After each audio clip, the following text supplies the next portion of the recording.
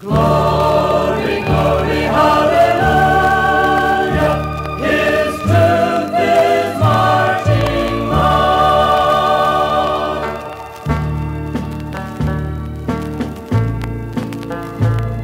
This is a strange but true story which proves that history does repeat itself, and the events depicted here happened just 100 years apart.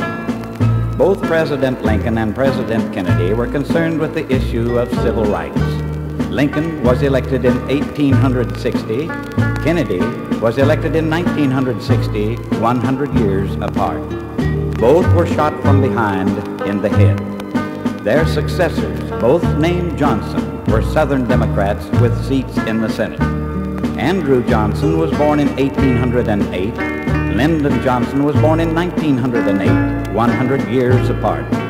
John Wilkes Booth, the man that shot Lincoln, was born in 1839.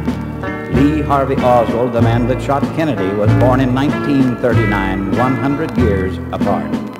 Booth and Oswald were Southerners, favoring unpopular ideas. Booth and Oswald were both assassinated before going to trial. Both presidents' wives lost children through death while in the White House. Both presidents were killed on a Friday and in the presence of their wives.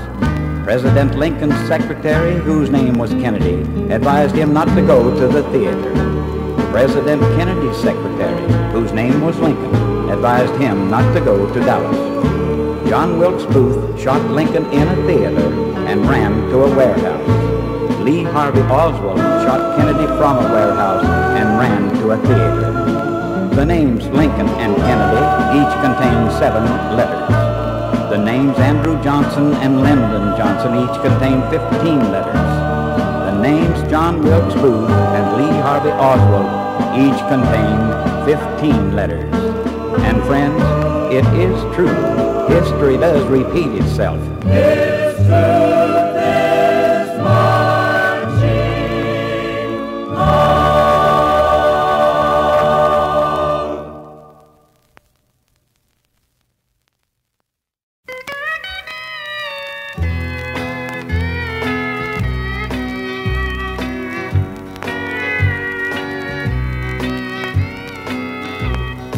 I still have his last letter that he wrote from Sniper's Hill.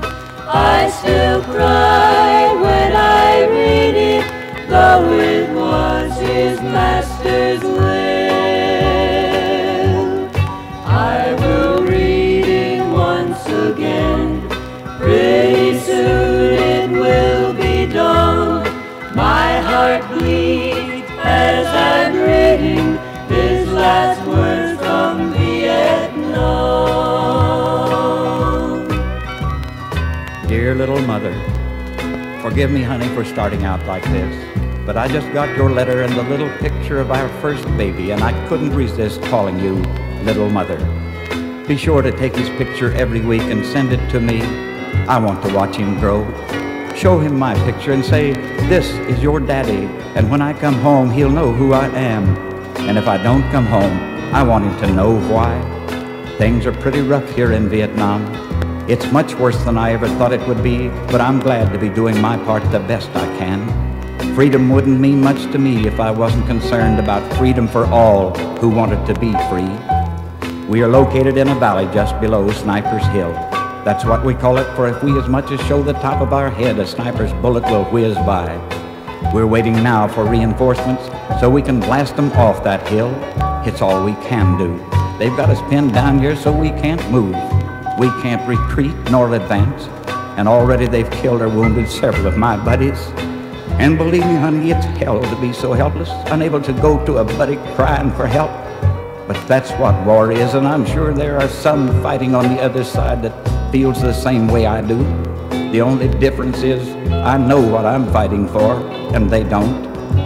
If anything happens to me before I can send this letter, I'm sure someone will see that you get it. And if the worst should come, I want you to know my last thoughts were of you and my son, whom I'll never see.